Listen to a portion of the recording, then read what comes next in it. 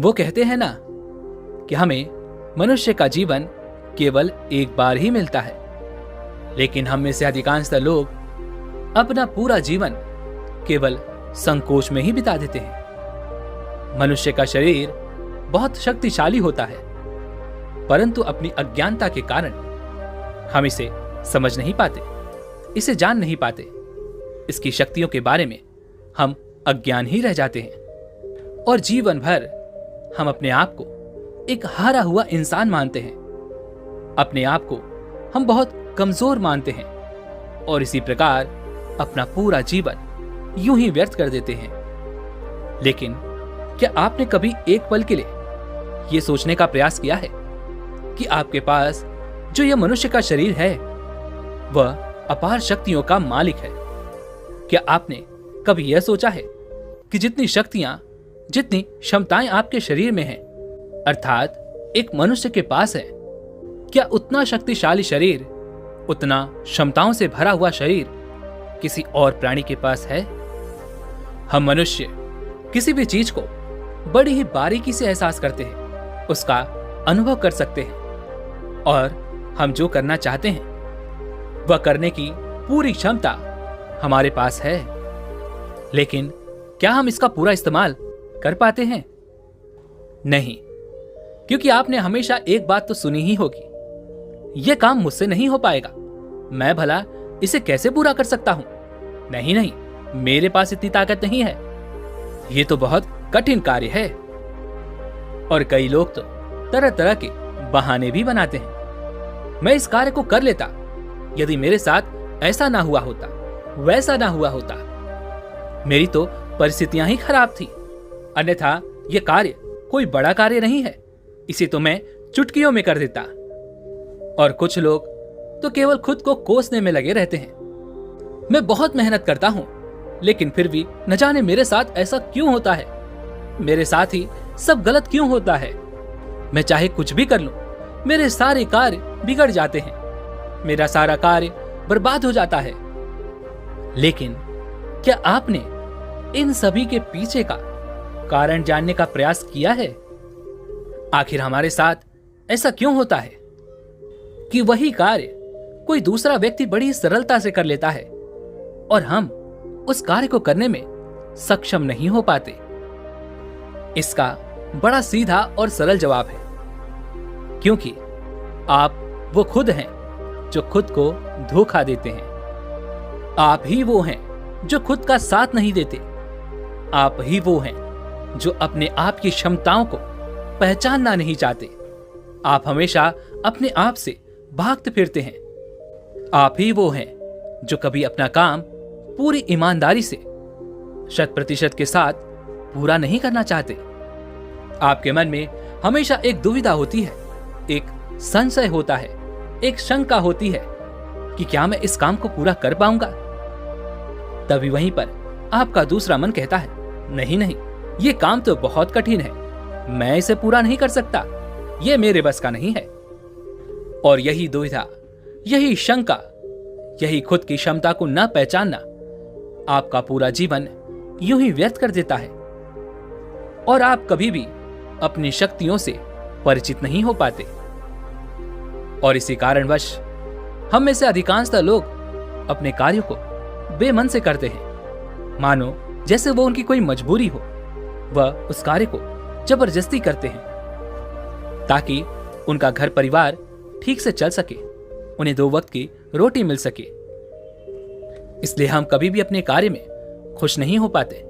हम अपने सभी कार्य को मजबूरी में करते हैं। लेकिन आप इस बात से भी वाकिफ होंगे कि जो भी कार्य आप मजबूरी में करते हैं और उस समय जिन शक्तियों का आप इस्तेमाल करते हैं वो आपकी शक्तियों का 1% हिस्सा भी नहीं है। और अब आप मुझे बताइए, क्या आप इस तरह से किसी कार्य को करके सफलता प्राप्त कर सकते हैं? जिस कार्य में आपका मन ही नहीं लगता, जिस कार्य को आप मजबूरी में कर रहे हैं, जिस कार्य को लेकर आपके मन में दुविधा है, संशय है, शक है, संकोच है और आप उस कार्य को करने के लिए तरह तरह के बहाने बना रहे हैं, तो क्या ऐसा कोई कार्य कभी भी सफल हो सकता है? नहीं। लेकिन क्या आपने कभी यह सोचने का प्रयास किया है कि आखिर ऐसा क्यों होता है? आखिर इसके पीछे का क्या कारण है? कहीं आप किसी चमत्कार का इंतजार तो नहीं कर रहे? यदि हां, तो आप ये भूल चुके हैं कि जब तक आप खुद को नहीं बदल लेते, आपकी जिंदगी में कोई चमत्कार नहीं होने वाले। चलिए इसे एक कहानी के माध्यम से समझते हैं। एक छोटा सा गांव था। उस गांव में एक व्यक्ति रहा करता था। उस व्यक्ति को भी यही तकलीफ थी। वह हमेशा खुद की क्षमताओं पर शक किया करता था। वह हमेशा दुविधा में रहता था। वह जिस कार्य को करता था, वह कार्य उसे बिल्कुल भी पसंद नहीं था। वह तो उस कार्य को केवल मजबूरी में किया करता था, ताकि उसका घर परिवार आसानी से चल सके, उन्हें 2 वक्त की रोटी मिल सके, उनका पेट भर सके। और वह हमेशा सपनों में ही खोया रहता कि किसी न किसी दिन उसे बहुत सारा धन मिल जाएगा और वह उस नगर का सबसे अमीर आदमी बन जाएगा। उसके पास वह सब कुछ होगा जो एक धनी व्यक्ति के पास होता है। वह सारी सुख सुविधाएं होंगी। उसके पास किसी चीज की कोई कमी ना होगी। मन में यही ख्याल लिए वह हमेशा अपने भगवान की पूजा किया करता। वह हमेशा यही सोचा करता कि मेरे ईश्वर के आशीर्वाद से उसके जीवन में चमत्कार घटेगा और वह बहुत धनी व्यक्ति बन जाएगा। इसीलिए वह दिन रात सुबह शाम केवल अपने इष्ट की आराधना करता, उनकी भक्ति में खोया रहता। और जब भी कोई उसे किसी कार्य के लिए कहता, तो वह यही कहता, जो होगा वही करेंगे। मैं भला कौन हूं? करने वाले तो सब वही हैं। लेकिन वास्तविकता में तो उसके मन के भीतर एक दुविधा थी। वह बहुत संकोची व्यक्ति था। वह कुछ भी करने के लिए हमेशा दुविधा में फंसा रहता था। वह कभी किसी निर्णय पर पहुंच ही नहीं पाता था। और जब भी वह किसी कार्य को पूर्ण नहीं कर पाता था, तब भी उसके पास तरह तरह के बहाने हुआ करते थे। जैसे, मैंने तो बहुत कोशिश की, किंतु यह कार्य पूर्ण हो ही नहीं सकता। यह कार्य करना तो असंभव है। यह कार्य बहुत कठिन है। इस तरह के उसके पास कई तरह के बहाने थे, जिससे वह खुद को समझा लिया करता।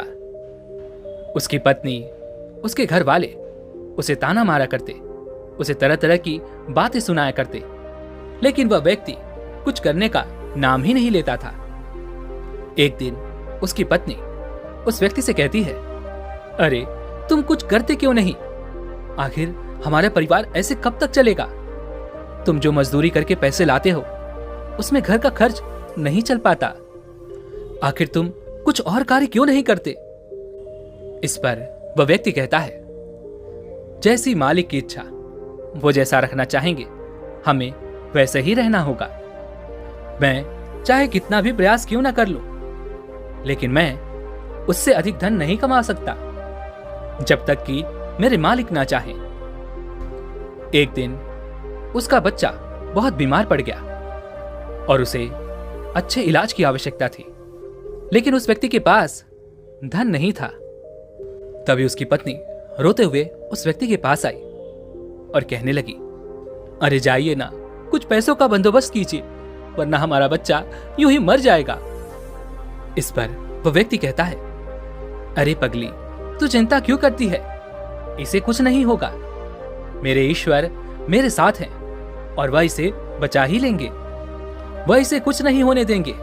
आखिर मैं उनकी इतनी पूजा करता हूं, दिन रात उनकी आराधना करता हूं, उनकी भक्ति करता हूं, इसलिए हमारे बच्चे को कुछ नहीं होगा।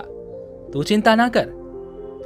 अपने पति की यह बात सुनकर उस व्यक्ति की पत्नी घर से बाहर निकली और उसने हर जगह हाथ पैर मारे, हर जगह लोगों से बात की, लोगों से धन मांगा, लोगों से मदद मांगी, लेकिन किसी ने उसकी मदद नहीं की।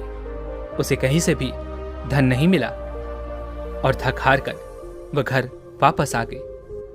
इधर वह व्यक्ति अपने ईश्वर के भजन गा रहा था, उनसे प्रार्थना कर रहा था कि वह उसके बच्चे को स्वस्थ कर दें।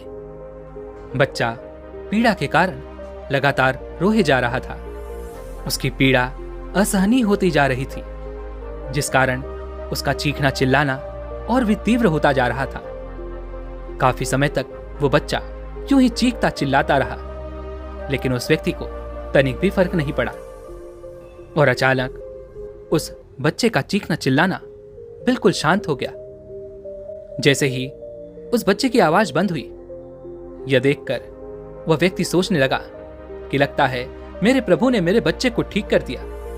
उसने प्रभु का धन्यवाद किया और कहा, मैं जानता था आप मेरे बच्चे को जरूर स्वस्थ कर देंगे। आखिर मैं आपकी इतनी पूजा करता हूँ, आपकी इतनी आराधना करता हूँ। मैं जानता था आप मेरा साथ कभी नहीं छोड़ेंगे। अपने बच्चे की आवाज ना आती हुई देख उसकी पत्नी उस बच्चे के पास पहुंची और जोर से चिल्लाकर उस बच्चे को उसने अपने गले से लगा लिया और जोर जोर से रोने लगी। तब उस व्यक्ति को यह एहसास हो चुका था कि अब उसका बच्चा इस दुनिया में नहीं रहा। और जब उसे यह एहसास हुआ तब उसे बहुत गहरा आघात पहुंचा। उसे यह समझ नहीं आ रहा था कि आखिर यह कैसे हो सकता है। वह तो अपने प्रभु की इतनी भक्ति करता है, इतनी आराधना करता है, फिर आखिर यह सब कैसे हो गया। उसके मन में ऐसे कई प्रकार के प्रश्न उत्पन्न हो रहे थे और उन प्रश्नों को लेकर वो यहां वहां भटकता रहा। और ऐसे ही कई दिन बीत गए। दिन के बाद हफ्ते और हफ्तों के बाद महीने बीत गए, लेकिन अब तक उसे उसके प्रश्नों का कोई उत्तर नहीं मिला था। जब भी वह किसी से इसके बारे में बात करता तो हर कोई उसे केवल एक ही जवाब देता कि लगता है तुम्हारी भक्ति में कोई कमी रह गई थी, इसी कारण ईश्वर ने तुम्हारी नहीं सुनी। लेकिन उसे किसी की बात पर कोई यकीन नहीं था। उसे उस जवाब से कोई संतुष्टि नहीं मिल रही थी। वह अपने बच्चे को खोने के कारण बहुत तकलीफ में था। मन ही मन वह पूरी तरह से टूट चुका था। एक दिन वह किसी मार्ग से होता हुआ कहीं जा रहा था, लेकिन तेज धूप के कारण वह एक पेड़ की छांव में बैठ गया और वहां पर बैठकर वह अपने बच्चे को याद करके जोर जोर से रोने लगा। उसी मार्ग से एक साधु होकर गुजर रहे थे। उन्होंने जब उस व्यक्ति के रोने की आवाज सुनी तो वह उसके पास पहुंचे और वह उस व्यक्ति से कहते हैं, क्या बात हो गई? आखिर तुम इतने बड़े हो और इस तरह से रो रहे हो। क्या कोई विपदा आन पड़ी है? आखिर क्या बात है, मुझे बताओ। इस पर उस व्यक्ति ने अपनी सारी बातें उन साधु को बता दी और वह उस साधु से कहता है, हे गुरुवर, आखिर इसमें मेरी क्या गलती है? आखिर इसमें मैंने क्या किया? मेरी पत्नी मुझे मेरे बच्चे की मौत का जिम्मेदार ठहराती है। आप ही बताइए, भला मैं अपने बच्चे को क्यों मारना चाहूंगा? मैं तो बस ईश्वर से उसकी सलामती के लिए दुआ मांग रहा था। तो क्या मैंने गलत किया? तभी उन गुरुवर ने उस व्यक्ति से कहा, यदि तुम्हारे बच्चे को इलाज मिल जाता तो क्या वो ठीक हो जाता? इस पर वह व्यक्ति कहता है, हां, अवश्य ठीक हो जाता। तभी वह साधु उस व्यक्ति से कहते हैं, तो आखिर तुमने इलाज क्यों नहीं करवाया? इस पर वह व्यक्ति कहता है, हे गुरुवर, मेरे पास इतना धन नहीं था कि मैं उसका इलाज करवा सकूं। तभी वह गुरुवर उस व्यक्ति से कहते हैं, तुम्हारे पास धन क्यों नहीं था? तभी वह व्यक्ति इसका जवाब देते हुए कहता है, हे गुरुवर, जहां मैं काम करता हूं वहां पर मुझे बहुत ही थोड़ा सा वेतन मिलता है और उससे मेरा घर बड़ी मुश्किल से चल पाता है। ऐसे में मैं भला अधिक धन कहां से जोड़ सकता हूं? तभी वह साधु उस व्यक्ति से कहते हैं, यदि तुम्हारी बच्चे की मृत्यु धन ना होने के कारण हुई है तो तुम ईश्वर को क्यों दोष दे रहे हो? उसने तो नहीं कहा था कि तुम अधिक धन मत कमाओ। उसने तो तुमसे नहीं कहा था कि तुम वहीं पर काम करते रहो जहां पर तुम्हें कम वेतन मिल रहा है। ईश्वर ने तो तुमसे नहीं कहा था कि तुम मेरे भरोसे बैठो। यह सुन वह व्यक्ति थोड़ा सा अचरज में पड़ गया। उसने उन साधु से कहा, हे गुरुवर, तो क्या हमें ईश्वर की मदद नहीं मांगनी चाहिए? क्या हमें उनकी पूजा आराधना नहीं करनी चाहिए?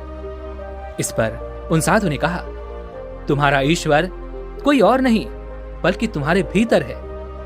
वो तुम्हारी ही आंखों से देखते हैं। तुम्हारे ही हाथों से कार्य करते हैं, तुम्हारे ही पैरों से चलते हैं, और जब तुम ही कुछ करने के लिए तैयार ना हो तो वह तुम्हारी मदद कैसे कर सकते हैं? तुमने ही अपने ईश्वर को हाथ पर हाथ धरे रखने के लिए मजबूर कर दिया है।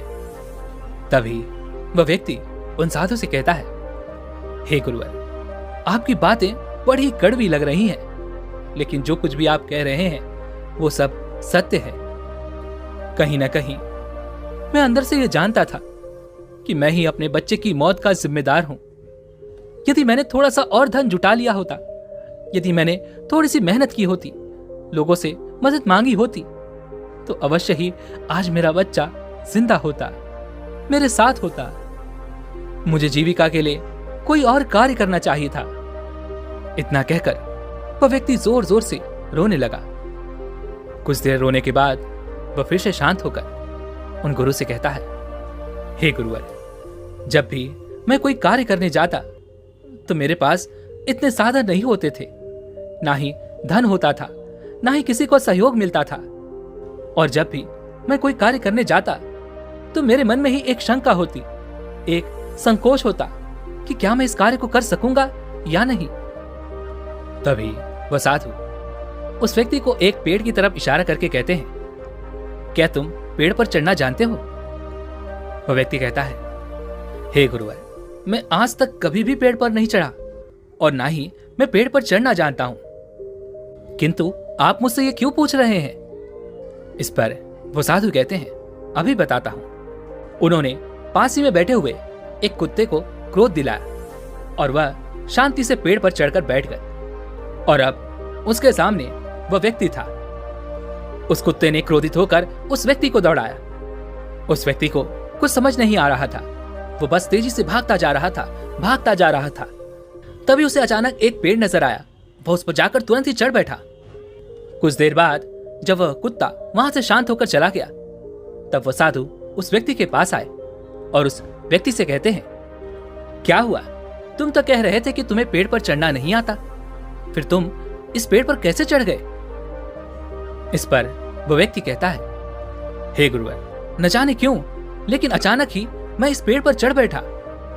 मैं नहीं जानता ये मैंने कैसे किया, लेकिन मुझे अपनी जान बचाने के लिए ये करना ही पड़ा। इस पर वो साधु मुस्कुराने लगे और उस व्यक्ति से कहते हैं, मजबूरी व्यक्ति से सारे काम करा लेती है, फिर चाहे वह उसे कार्य पसंद हो या ना हो। जब तुम्हारे जान पर बन आई तो तुम इस पेड़ पर चढ़ बैठे। आखिर उस वक्त तुमने अपने ईश्वर को क्यों नहीं याद किया? तुमने उन्हें अपनी मदद के लिए क्यों नहीं बुलाया? तुम चाहते तो वहीं पर बैठकर अपने ईश्वर को याद कर सकते थे, उन्हें अपनी रक्षा के लिए बुला सकते थे, लेकिन तुमने ऐसा नहीं किया। तुम अपनी जान बचाने के लिए उस पेड़ पर बड़ी ही सरलता से चढ़ गए, क्योंकि बात तुम्हारी जान की थी। किंतु जब तुम्हारे बच्चे की जान दांव पर लगी थी, तब तुम ईश्वर से आराधना कर रहे थे, उनसे प्रार्थना कर रहे थे कि वो तुम्हारे बच्चे की जान बचा ले। उन साधु की ऐसी कड़वी बातें सुनकर वह व्यक्ति मन ही मन और भी दुखी हो गया। वह जोर जोर से फूट फूट कर रोने लगा और कहता है, हे गुरुवर, आप सत्य कहते हैं, मैं ही अपने बच्चे की मौत का जिम्मेदार हूं। मुझे ऐसा नहीं करना चाहिए था, मुझे और अधिक धन जोड़ना चाहिए था। यदि मैंने ऐसा कर लिया होता तो मैं आज अपने बच्चे को बचा पाता, लेकिन अब मैं क्या करूं? मुझे कुछ समझ नहीं आ रहा। इस पर वह साधु उस व्यक्ति से कहते हैं, जो हो गया उसे मिटाया नहीं जा सकता, किंतु जो होने वाला है उसे बनाया अवश्य जा सकता है। इसलिए अपने बहानों से ऊपर उठो, अपने संकोच को मन से मिटा दो और किसी भी कार्य को शुरू करने से पहले जो तुम्हारे मन में दुविधा उत्पन्न होती है उसे पूरी तरह से समाप्त कर दो। फिर देखना, तुम जैसा चाहोगे वैसा ही होगा। तुम जो हासिल करना चाहोगे तुम उसे हासिल कर पाओगे। तुम्हारा मन मजबूत होने लगेगा। वह दुविधा से ऊपर उठकर साफ और स्पष्ट तौर पर निर्णय ले सकेगा, उन पर कार्य कर सकेगा और उन्हें सफलतापूर्वक पूर्ण कर सकेगा। उसके बाद से तुम्हारे मन को कभी किसी बहानों की जरूरत नहीं पड़ेगी। इस पर वह व्यक्ति उन साधु से कहता है, किंतु हे गुरुवर, जब भी मैं कोई कार्य करने जाता हूं तो मेरा मन बहुत ही कमजोर पड़ जाता है। मैं बहुत घबरा जाता हूं। मैं अपने मन को मजबूत कैसे बनाऊं? क्या आप मुझे इसके लिए कोई उपाय बता सकते हैं? इस पर वह साधु कहते हैं, हाँ, मेरे पास इसका भी उपाय है। तभी वह व्यक्ति कहता है, हे गुरुवर, वो कौन सा उपाय है, मुझे बताइए। इतने में उन साधु ने उस व्यक्ति का हाथ पकड़ा और उसे एक नदी किनारे ले आए और उस व्यक्ति से पूछते हैं, क्या तुम्हें तैरना आता है? वह व्यक्ति थोड़ा घबराया, लेकिन उसने जैसे तैसे उन गुरु के इस बात का जवाब देते हुए कहा, हे गुरुवर, मुझे तैरना नहीं आता, लेकिन आप मुझसे ये क्यों पूछ रहे हैं? इस पर वो साधु कहते हैं, अभी बताता हूं। इतना कहकर उन्होंने उस व्यक्ति को पीछे से धक्का दे दिया और वह व्यक्ति सीधा नदी में जा गिरा। वह नदी के पानी में हाथ पैर मार रहा था। वह बचने का हर मुमकिन प्रयास कर रहा था। जब उन साधु ने देखा कि वह व्यक्ति डूबने लगा है, तो उन्होंने जाकर उसे उस पानी से बाहर निकाला। वह व्यक्ति जैसे ही बाहर आया तो वह हाँफने लगा। वो बहुत घबराया हुआ था, बहुत डरा हुआ था। जैसे तैसे उसने हिम्मत की और वह खड़ा हो गया। तभी उन गुरुवर ने एक बार फिर उस व्यक्ति को जोर से धक्का दिया और वह एक बार फिर से नदी में जा गिरा। एक बार फिर से उसने प्रयास करने शुरू किए। वह लगातार हाथ पैर मारता रहा ताकि वह पानी के ऊपर आ सके, लेकिन बार बार वह पानी में डूबता जा रहा था। किंतु इस बार उन साधु ने उस व्यक्ति को पानी में कुछ देर और रहने दिया और उसके बाद जब वह डूबने लगा तब उसे बाहर निकाल कर लाए। बाहर निकालकर उन साधु ने उसके पेट से पानी निकाला और उसे होश में लाया। अब की बार वह उन साधु को देखकर बहुत घबरा चुका था, बहुत डर चुका था। वह उन्हें देखते ही भागने का प्रयास करने लगा, लेकिन एक बार फिर उन साधु ने उसे जबरदस्ती पकड़कर नदी में धक्का दे दिया।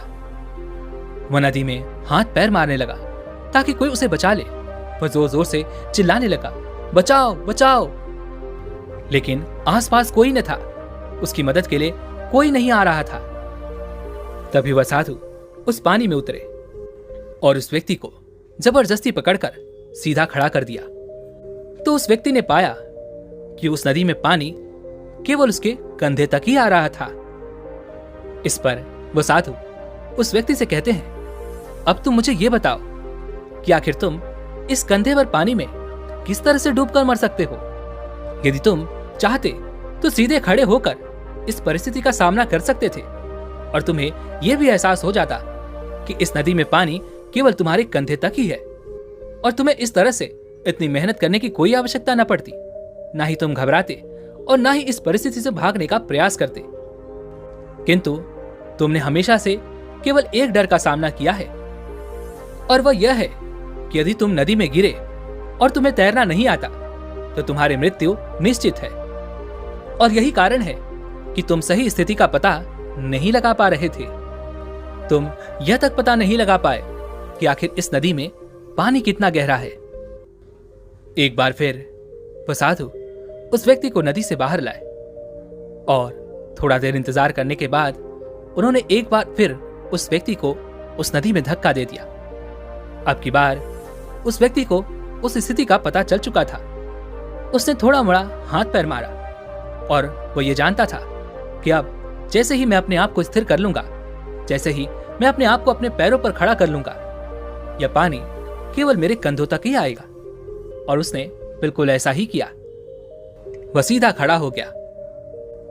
तभी वह साधु उस व्यक्ति से कहते हैं, क्या तुम्हें अब अपने मन को मजबूत करने का मंत्र मिल चुका है या नहीं? इस पर वह व्यक्ति कहता है, हाँ, मैं समझ चुका हूं कि अपने मन को मजबूत किस तरह से किया जाए। आगे वह साधु उस व्यक्ति से कहते हैं, अब तुम समझे, इस दुनिया में कुछ भी करना इतनी बड़ी समस्या नहीं है। समस्या तो यह है कि हम कुछ करना ही नहीं चाहते। जब भी हमें डर लगे या कोई समस्या खड़ी हो तो हमें उसमें उतरकर देखना चाहिए। उसका आकलन करना चाहिए, उसे समझना चाहिए, जब तक कि वह समस्या संभावना न बन जाए और तुम्हारे भीतर से उस परिस्थिति का सामना करने का डर निकल न जाए।